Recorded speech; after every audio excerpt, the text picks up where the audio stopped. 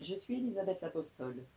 J'ai témoigné le 8 mars 2020 au théâtre Henri Morin avec le collectif Elle, en partenariat avec la ville de Marseillan. Victime survivante à 20 ans de séquestration, actes de cruauté et de barbarie, 48 ans de condamnation au silence, esclavage par obligation et loyauté familiale, j'ai pris perpétuité. J'ai choisi de vous présenter le portrait d'une avocate, car mes droits de fille, puis de femme, n'ont jamais été représentés par la justice qui les nie depuis bientôt 53 ans. Encore aujourd'hui, en plus des prescriptions des faits de mon histoire personnelle, très singulière, je suis dépossédée de mes droits de succession, qui sont bloqués volontairement par un mâle depuis maintenant 15 ans.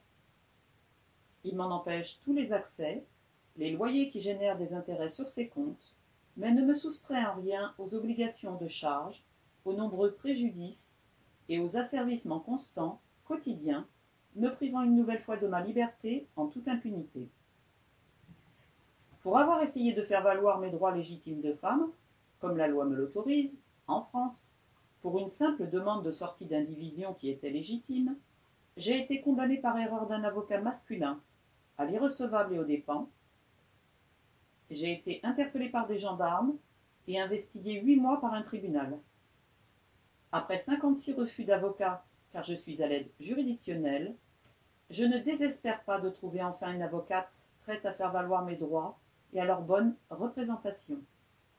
Comme vous pouvez l'entendre, la justice, les droits des femmes et des filles et leur bonne application est encore à l'heure actuelle une réelle problématique, notamment en ce qui concerne les droits aux fonciers, économiques et financiers, mais aussi en matière de viol, d'inceste, de violences physiques et psychiques, dont l'emprise, qu'elle soit conjugale ou intrafamiliale, dans un système profondément ancré patriarcal, où les droits des hommes prévalent sur ceux des femmes.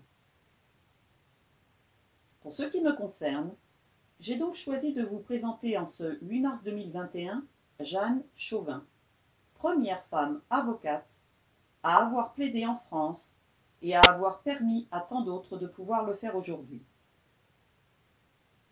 Jeanne Chauvin est née à Jargeau, dans le Loiret, le 22 avril 1862.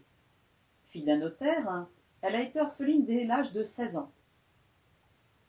Jeanne Chauvin a obtenu 2 baccalauréats, en lettres et en sciences, et 2 licences en philosophie et en droit en 1890, devenant ainsi la 2e femme de France titulaire d'un diplôme dans le domaine juridique.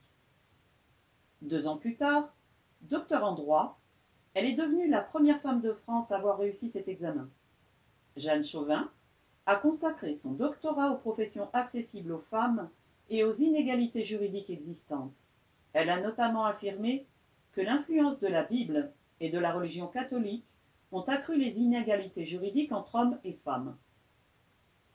Pour la petite anecdote, lorsque Jeanne a soutenu son doctorat, ses idées féministes ne faisaient pas l'unanimité et elles étaient contestées. Au moment de se présenter devant le jury, des étudiants ont envahi la salle en chantant la Marseillaise, en semant ainsi la confusion, faisant ajourner sa soutenance.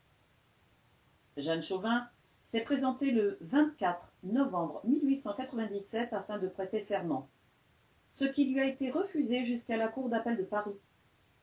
Elle a dû batailler afin d'obtenir le changement de la loi pour permettre aux femmes de pouvoir prêter serment et d'exercer cette profession grâce à l'adoption de la loi du 1er décembre 1900. Elle a donc prêté serment comme avocate au barreau de Paris et est devenue ainsi la 2e femme à prêter serment après Olga Petit. Le récit de son serment fit d'ailleurs la une du journal Le Figaro. En revanche, Jeanne Chauvin a été la première avocate de France à plaider en 1901 à propos d'une affaire de contrefaçon de corset.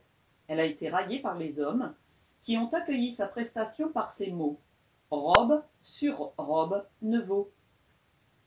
Elle a dévoué sa carrière à revendiquer l'égalité pour la femme à la fois dans le domaine de l'éducation que dans l'accession aux professions privées et publiques.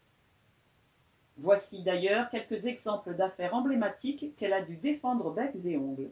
La loi de 1900, donc, le droit pour une femme mariée d'être témoin dans des actes publics et privés, La capacité juridique des femmes mariées à disposer des produits de leur industrie personnelle et de leur travail. Brillante, moderne, à l'avant-garde des combats féministes, Jeanne Chauvin s'est par la suite consacrée à l'enseignement du droit dans des lycées parisiens, servant de modèle aux jeunes filles pour les convaincre de rejoindre les bancs de l'université. Authentique pionnière, elle a été nommée chevalier de la Légion d'honneur le 19 janvier 1926 par Raymond Poincaré, qui était alors avocat, premier secrétaire de la Conférence et président de la République française. Jeanne Chauvin est décédée le 27 septembre 1926 à Provins, en Seine-et-Marne. Jusqu'à la fin de la Grande Guerre, seules 18 avocates avaient prêté serment. Aujourd'hui, 54% des 60 223 avocates sont des femmes. Avocats sont des femmes.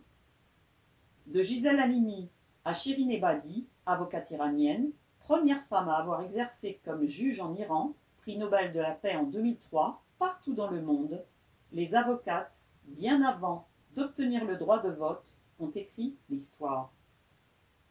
Avant de terminer, je vous invite à découvrir d'autres liens concernant Maître Jeanne Chauvin dans le descriptif de cette vidéo. Merci à vous.